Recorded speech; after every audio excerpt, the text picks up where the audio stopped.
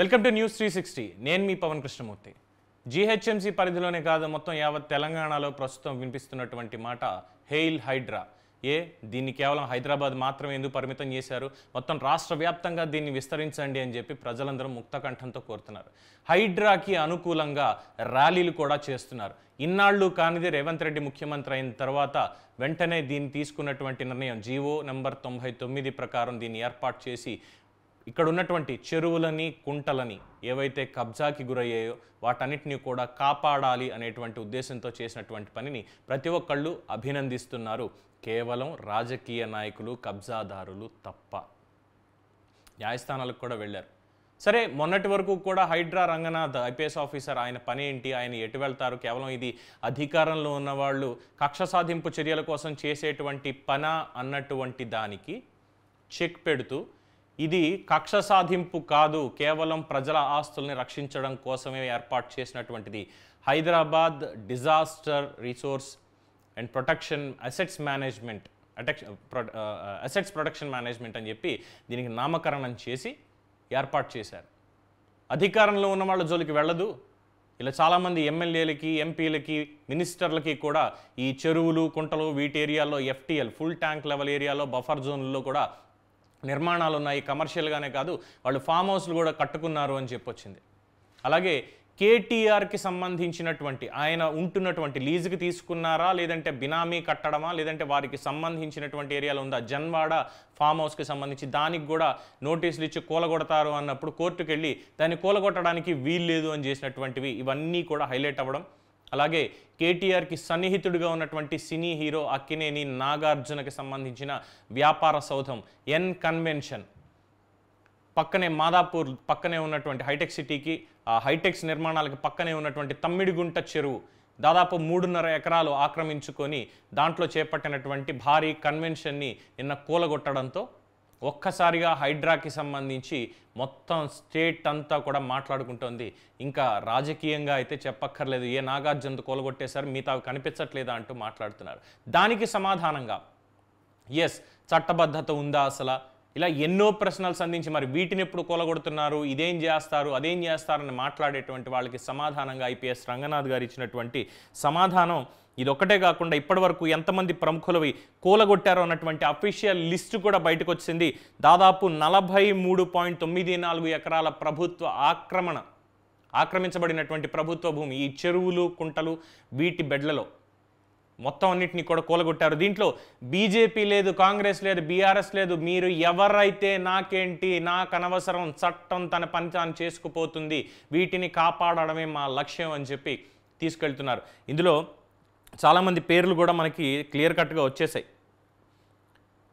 గోకుల్ వాళ్ళకి సంబంధించినటువంటిది park encroachment చేశారు ఎక్కడ, ఫిల్మ్ నగర్లో, దానికి సంబంధించి మన్సూరాబాద్లో, అలాగే ఎంపీ ఎమ్మెల్యే కాలనీలో, విజయ కోఆపరేటివ్ హౌసింగ్ సొసైటీలో, మిథిలా నగర్ రోడ్ నెంబర్ 12 బంజారా హిల్స్లో, బీజేఆర్ నగర్ అక్కడ నాళా మీద అక్రమ కట్టడం ఫిల్మ్ నగర్లో, మహదేవపురం గాజుల రామారం దగ్గర, తర్వాత భూదేవి హిల్స్ అని చెప్పి బఫర్ జోన్లో కట్టారు గాజుల రామారంలో. అక్కడ ఇలా తీసుకుంటే మొత్తం అక్కడ ఇక్కడ అని లేదు, మేము చూస్తున్నాము, మొత్తం రికార్డ్స్, మ్యాప్స్, లెక్కలు అన్నీ కూడా తీస్తున్నాం.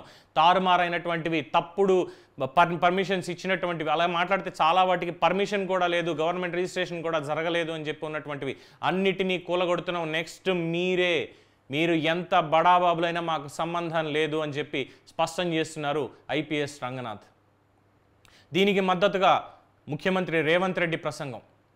తెలిసో తెలియకో, స్వార్థంతోటో, లేదంటే ఇక్కడ ఉండాలన్న కోరికతోటో కొంతమంది ప్రజాప్రతినిధులు ఇక్కడ నిర్మాణాలు చేసుకున్నారు. కానీ ఎవరిని వదిలిపెట్టేది లేదు, అది మిత్రులైనప్పటికీ కూడా ఎవరిని వదిలిపెట్టేది లేదు. వాళ్ళు చేసింది తప్పు, ఇది ప్రజల ఆస్తి, ప్రజల భూమి, ప్రజల చెరువు, వీటిని కాపాడి తీరాల్సిందే, చెరువులని, కుంటలని మొత్తం అన్నిటిని కాపాడి తీరాల్సిందే అని చెప్పి ఈరోజు కూడా స్పష్టం చేయడం జరిగింది. ఇది కదా మార్పు అంటే. అండ్ ఇక రాజకీయ పరంగా చూస్తే బీఆర్ఎస్ వాళ్ళు ఆరోపణలు చేస్తున్నారు, బీజేపీ వాళ్ళు 2 నాలుకల ధోరణితో మాట్లాడుతున్నారు. కిషన్ రెడ్డి గారు మాట్లాడిన వ్యాఖ్యలు ఒకటైతే, రఘునందన్ రావు చేసినటువంటి వ్యాఖ్యలు ఇంకొకలా ఉన్నాయి.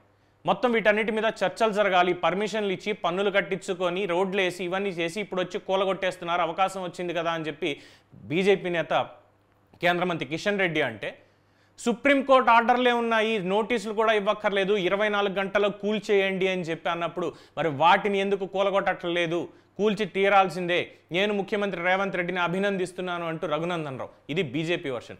ఇక బీఆర్ఎస్ వర్షన్కి వస్తే కోమటిరెడ్డి వెంకటరెడ్డిది, పొంగులేటి సుధాకర్ రెడ్డిది, ఇంకా ఉన్నారు చాలామంది. వీళ్ళవి కూడా ఉన్నాయి కదా, మరి వీళ్ళవి ఎందుకు కూలగొట్టరు అంటూ వీడియోలు కూడా సర్క్యులేట్ చేస్తున్నారు. రంగనాథ్ చాలా క్లియర్గా చెప్పారు, ఎవరిని ఉపేక్షించేది లేదు అని. అంటే నిన్నటిదాకా చాలామందికి ఒక అభ్యంతరం ఉండింది ఏంటంటే, ఏదో పెద్ద పెద్ద కన్స్ట్రక్షన్ గ్రూపులు వాళ్ళు చేసినటువంటివి కావచ్చు, అమీన్పూర్ లేక్ కావచ్చు, లేదంటే తమ్మిడిగుంట చెరువు కావచ్చు, హుస్సేన్ సాగర్ దగ్గర కావచ్చు, లేదంటే హిమాయత్ సాగర్ కావచ్చు, అలాగే కోమటికుంట చెరువు కావచ్చు, ఇలా ఎన్నో పేర్లు, ఎన్నో చెరువులు, ఎక్కడెక్కడ ఎంక్రోచ్మెంట్స్ ఉన్నాయి అక్కడ అధికార పార్టీ, ప్రస్తుతం కాంగ్రెస్ అధికారంలో ఉంది కాబట్టి వాళ్ళకి సంబంధించిన వ్యాపారస్తులవి కానీ, మిత్రులవి కానీ, ఇండస్ట్రీకి సంబంధించిన వాళ్ళవి కానీ, పొలిటీషియన్స్ కానీ వాటి జోలికి వెళ్ళొద్దు అని ఏమైనా చెప్పారా? కేవలం బీఆర్ఎస్కి సంబంధించి కేటీఆర్ జన్వాడ ఫామ్ హౌస్ మీద పడతాము, లేదు అంటే మిగతా వాళ్ళ మీద పడతాము, వాళ్ళకి సన్నిహితులుగా ఉన్న వాళ్ళ మీద పడతాము, వీటికి సంబంధించి ఏంటి అని చెప్పి ఒక తప్పుడు ఆరోపణ చేస్తున్నారు. రెండోది, ఆఖరికి ప్రస్తుత ముఖ్యమంత్రి రేవంత్ రెడ్డి గారి కుమార్తె ఎంగేజ్మెంట్ సెరమనీ అదే ఎన్ కన్వెన్షన్లో జరిగిన వీడియోని కూడా బయటపెట్టి మరి ఏ మొహంతో అక్కడ చేసుకున్నాం? ఒక ఫంక్షన్ హాల్ కింద మాత్రమే అక్కడ అవైలబిలిటీ ఉన్న దాంట్లో ఒక రాజకీయ నాయకుడిగా ఆయనకున్నటువంటి పలుకుబడి, ఆయన కుటుంబ నేపథ్యానికి ఎంతమంది వస్తారు, దానికి సరిపడినటువంటి ఫంక్షన్ హాల్ ఎక్కడుందని చెప్పి దాంట్లో చేసుకుని ఉండొచ్చు. ఎంగేజ్మెంట్ చేసుకోవడం అక్రమం కాదే? అలా అనుకుంటే ఎంతమంది పెళ్ళిళ్ళు, ఎంతమంది బర్త్డే సెలబ్రేషన్స్, ఎన్ని ఈవెంట్లు, కార్పొరేట్ ఈవెంట్లు, ఫ్యాషన్ షోలు అక్కడ జరిగాయి.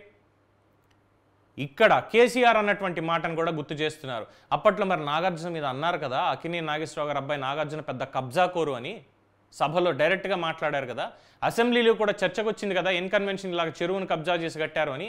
2014లో అధికారంలోకి వచ్చిన వెంటనే ఎన్ కన్వెన్షన్ కూలగొట్టాలని చెప్పి వెళ్ళారు కదా, మరి ఎందుకు ఈ 10 ఏళ్ళు చేయలేదు అని చెప్పి మాట్లాడుతున్న వాళ్ళందరికీ కూడా నిన్న ఐపీఎస్ రంగనాథ్ హైడ్రా చాలా స్పష్టమైనటువంటి మెసేజ్ ఇచ్చినట్లయింది. ఇది రాజకీయాలకు అతీతంగా ఎవరనేది అనవసరం, తప్పు చేస్తే దాన్ని కూలగొట్టాల్సిందే, తప్పుడు నిర్మాణాన్ని కూలగొట్టాల్సిందే, శిక్షకి గురి కావాల్సిందే అనేది స్పష్టంగా ఇచ్చారు. ఇదే ప్రజల మనసుని గెలుచుకుంది. ప్రజలందరూ ఈరోజు మద్దతుగా మాట్లాడుతున్నారు, ర్యాలీ చేస్తున్నారు, హెయిల్ హైడ్రా అంటూ, హైడ్రా వర్ధిల్లాలి, రంగనాథ్ గారు మంచి పని చేస్తున్నారు అని చెప్పి. అధికారంలో ఉన్న వాళ్ళు ఒత్తిళ్లు తీసుకొస్తారు, వాటికి కూడా మీరు ఎట్టి పరిస్థితుల్లో తలగొద్దు, మీరు ప్రజల తరఫున మా మనిషిగా మీరు పోరాటం చేస్తున్నారు, చర్యలు తీసుకుంటున్నారు, తీసుకోండి అని చెప్పి అభినందనలు తెలియజేస్తున్నారు. సో దీంతో పటాపంచలు అయిపోయింది. ఇది రాజకీయ కక్ష కోసం చేసేది కాదు, ఇది కేవలం ఒక మంచి పని కోసం, చెరువులని కుంటలని కాపాడాలి అనేటువంటి ఒక మంచి పని కోసం చేస్తున్నటువంటి పని అని చెప్పి. మరి మీరేమంటారు? మీ అభిప్రాయాన్ని కామెంట్స్ రూపంలో తెలియజేయండి. చూస్తూనే ఉండండి News 360. నేను మీ పవన్ కృష్ణమూర్తి.